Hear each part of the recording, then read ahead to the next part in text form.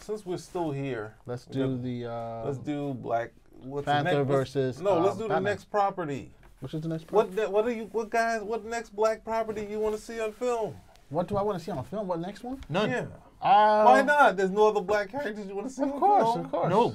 That's not true. Name one. I mean, we wanted originally Luke Cage, but Luke Cage is now on TV, right? We wanted originally. Let's do the show. Let's do the show. I want to hear who you want to see.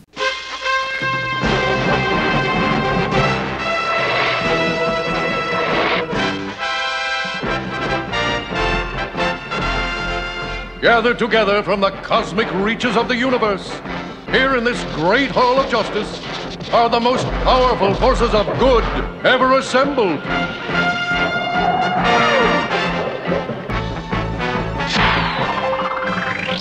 Dedicated to truth, justice, and peace for all mankind. Okay, everybody, we've been talking about this for quite a while, and we're trying to figure out who should be the next character made into a movie, naturally a brother, or it could be someone else who's been overlooked naturally by Marvel. Cal, PD are all here. Once again, spin a rack in. What do you think, guys? Well, I think a lot of people are talking about what's next, and they go to all the obvious ones. Oh, we got the Falcon, we got Nick Fury, we got all these guys that are already sitting around there that we can put into, and it's like, I don't know that the Falcon or even the new Nick Fury, because it's not the same guy, right. So you can't draw on all the stuff in the '60s that Steranko did, and you have Sam Jackson doing the same look for his new Shaft thing, so it's like, we can't really do a Nick Fury film. So there's a ton of other comic properties that you could do. As far as Marvel, and I'm not talking just Marvel, because all of Hollywood is going to be like, what's the next guy? We got to find the next guy. And one of the problems is, and with DC, you have Cyborg, the guy has a great voice. He has some sort of presence. So I didn't think Cyborg was going to work at all. Neither did I. But I was like, wow, this guy he sounds pretty good, and the tech is fine. And then at the end, they gave him a real outfit that looked better than what we saw in the movie. So it's like, DC has something to play there, but we also have to worry about, like getting the Meteor Mans, to a lesser extent, Blank Man, something like that, where someone just throws out these properties that don't work. And, luckily we had Blade that said, hey, it already works. This works, let's not just throw it away. So instead of, I'm just going to put out what I have. So what I've always said, since we already have a ton of Frank Miller properties, first off, I need Martha Washington to be made into a film, especially in the times like they are today. I don't know about that. Have you read it? I read one and I was just totally disappointed. Whatever. I was like, yo, what the heck is going on here, bro? I got two. Let me finish. You didn't read it. You only I said, yo, you got to read a hell? miniseries. So then, but it's basically this, she starts out, they started the idea of having let's have a hero who's female, Black, and poor. And that's the start of it. And then from there, she basically becomes the greatest American hero of the time. And it also goes into space. There's a ton of stuff that happens. But it's like, since you already have property that are already out there, you could do that. But then the other thing is that you have people like, Neil Gaiman and Mike Mignola, who basically are going through tons of folklore, doing like maybe over 200 issues of story, where they're just pulling stuff out of nowhere. And Mike Mignola pulled out for Hellboy, he retold the African myth of Makoma, which is basically this African guy who has this hammer and basically slays all these big monsters throughout Africa.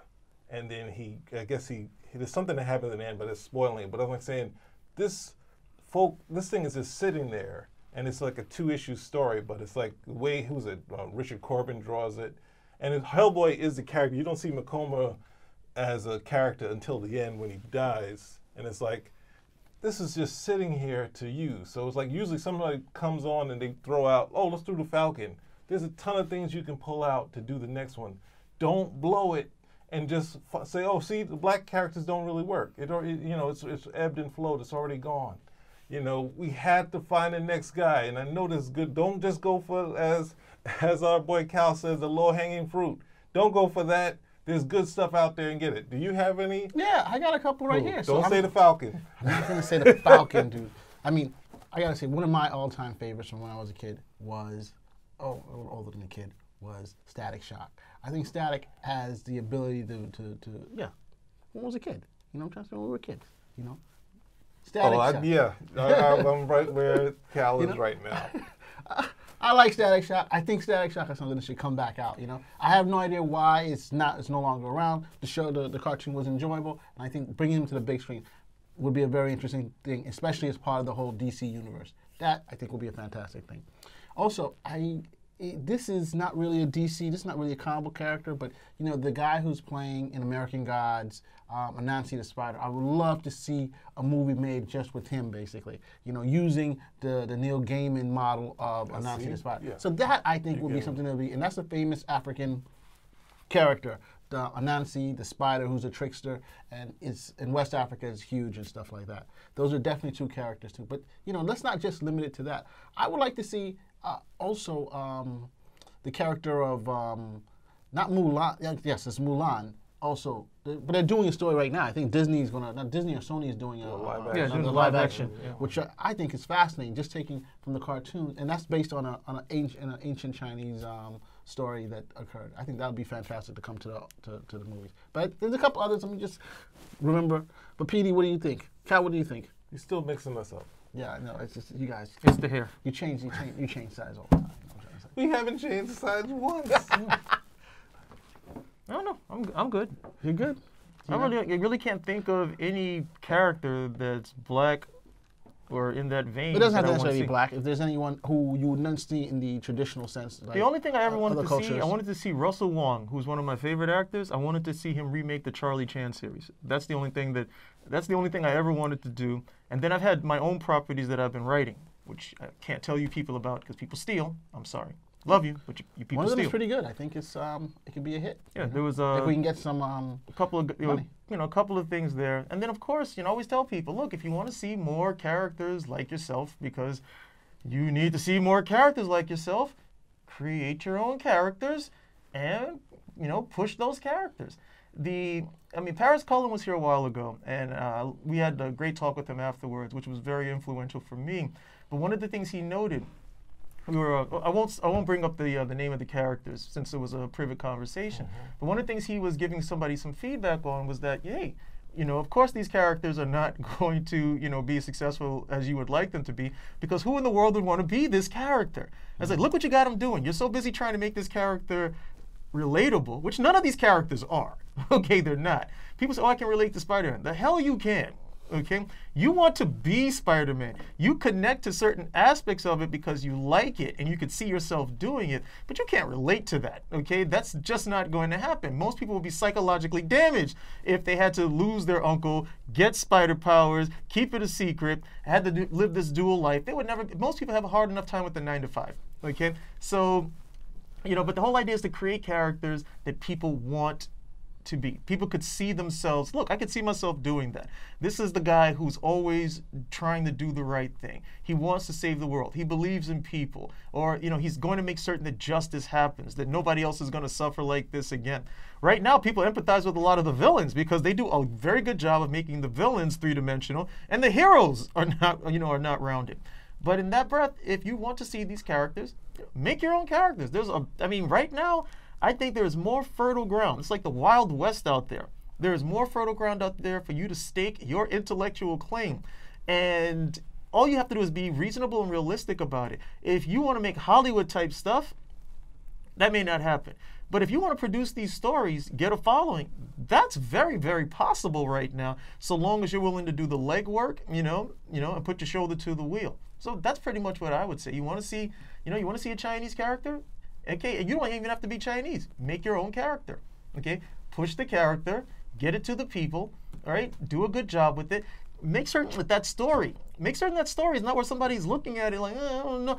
No, I would love to be this character. If I could trade places, or if I could somehow jump into this text or jump onto film, I would love to have those particular adventures.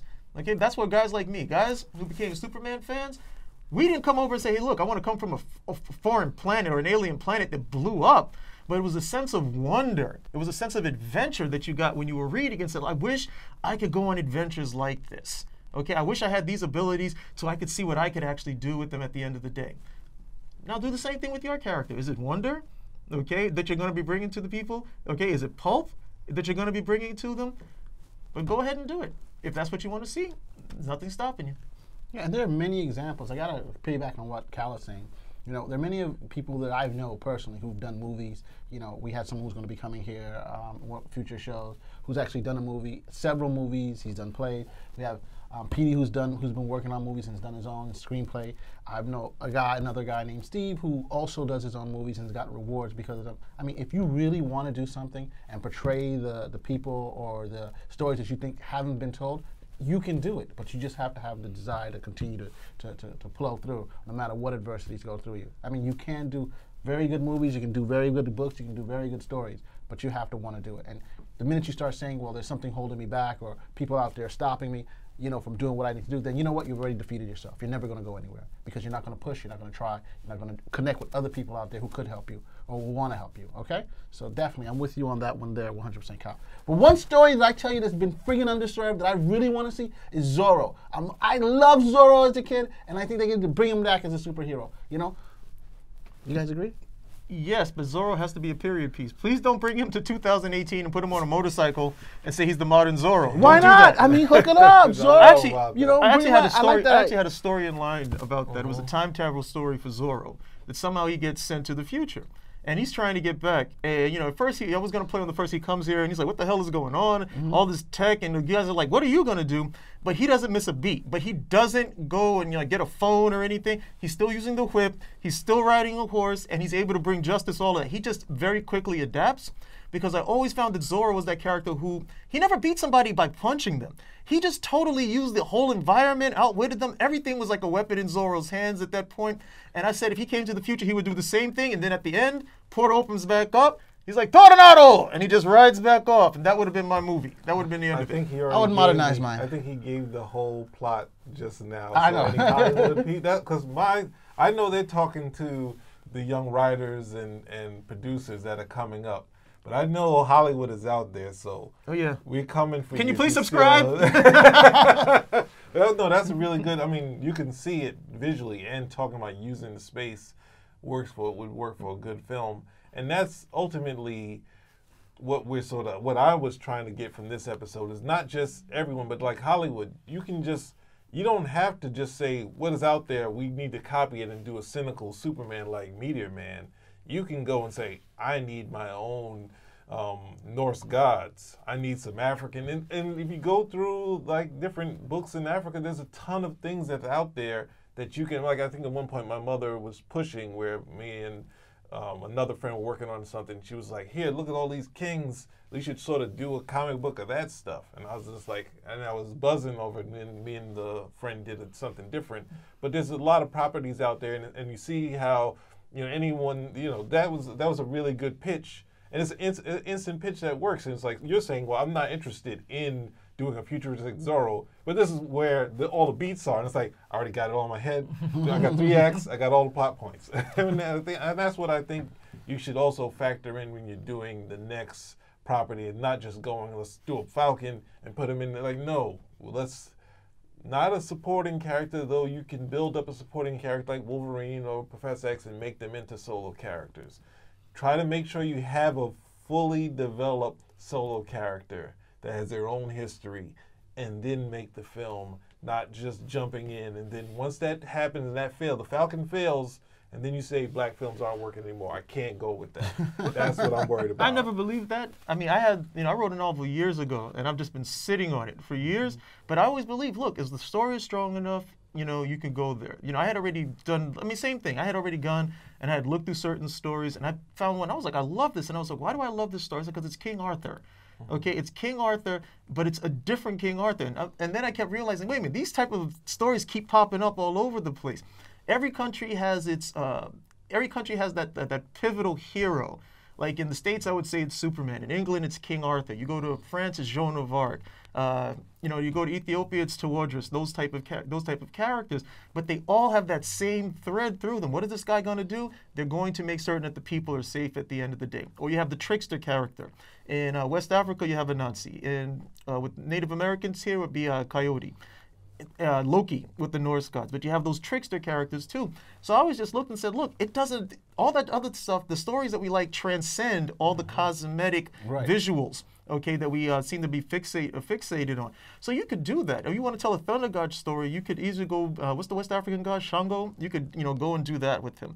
And I thought the biggest thing that always reminded me of it was, and this was years ago, they did Shaka Zulu, and this was 5 nights, 10 hours? Yeah. It was 5 nights, 10 hours, and it did phenomenally well in terms of the ratings. Yes. That means everybody was watching it, okay? They had the pomp, they had they had the regalia, the history. Shaka Zulu was not this incredibly good guy, Not at all. this guy was like very murderous at the end of the day, but they told the entire story. And, the language, the culture, the people, it was all genuine at the end of the day. And they lit it there. So I remember that. When anytime people were like, well, we can't get those type of things. I was like, you did it here. You did 10 hours of it right over here. Yeah. The only thing was, Shaka Zulu, his story was big enough for 10 hours. Then it became, okay, who else can we do that's big enough for 10 hours? Like, well, but then it's also somebody who has the drive behind it, and you want to tell a good story. The guys who were involved with that film, there were sequels to that thing? I didn't realize I didn't know that, no. There were sequels to, I didn't know how they did a sequel to Shaka Zulu when he died in the movie. But, they decided, hey, look, everybody loved it. They actually made some sequels to it.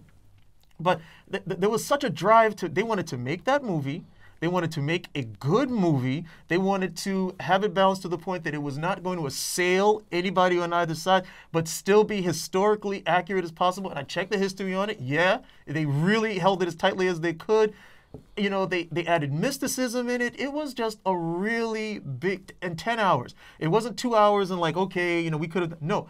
10 hours, they really laid that whole thing out. There was, because when I'm going over the history of the character, or rather, it's a historical figure rather, and I was looking, I was like, yeah, they got everything in there. They got everything in there. So now when you come and, we see Black Panther, I'm like, they had Shaka Zulu back in the 1980s.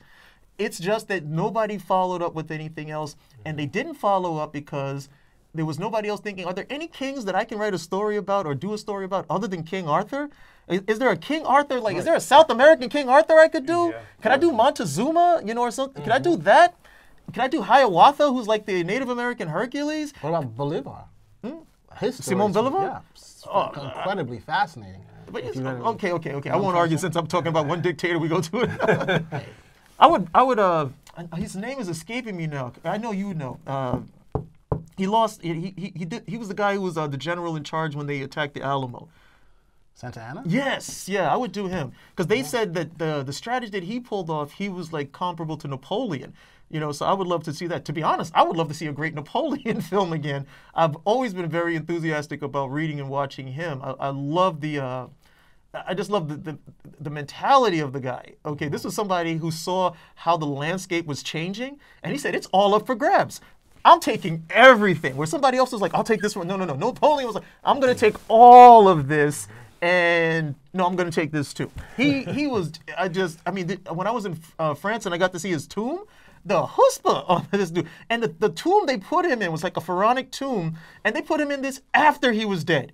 Okay, after he was dead, he was repatriated to France, and that's the tomb that he gave him. I was floored. I didn't see something like that in terms of a tomb in Egypt. Okay, and that's what he got at the end of the day. That's a really big story that you can come over with. But they're all over the world. All over the world. Yeah. You can take In them, pick Vietnam, and choose from them. The sisters who fought against the Chinese. You have, it's all over the nation, the national stories, basically. And that'd be great to do stories like that. It would definitely bring people forward. Again, Mulan was a huge hit when it came out. No one really knew about that story. But it's a big story in the West, in the East. And you have, now Sony, like I said, they're doing I think they did a live action, right? Did they Not do yet. a live action? They haven't done a live Disney's action. doing a live action, but I think Sony may have, because there's one that's on. Disney owns that, so I think it has to be No, with they Disney. own Disney Mulan, but Mulan in itself is just a story. It's just like a regular story that was done. Two different things I've been hearing. There's a film and there's a musical. And she's already been live action because they have this, what's this show, Once Upon a Time, where Disney, it's on 7, and they take pretty much all the Disney characters and they're on the show. So she's already been represented in live action on that show.